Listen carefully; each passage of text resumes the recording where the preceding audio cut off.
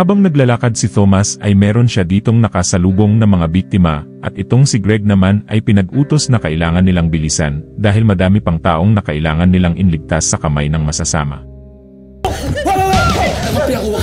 We need to move fast, marami pa sa loob. Copy. Saan pupunta?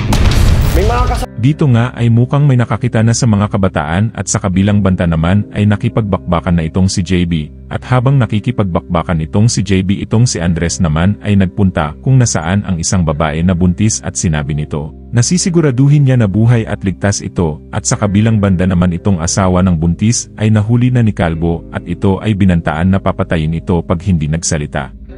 Tama ka, nasan sila? 3 hostiles headed your way.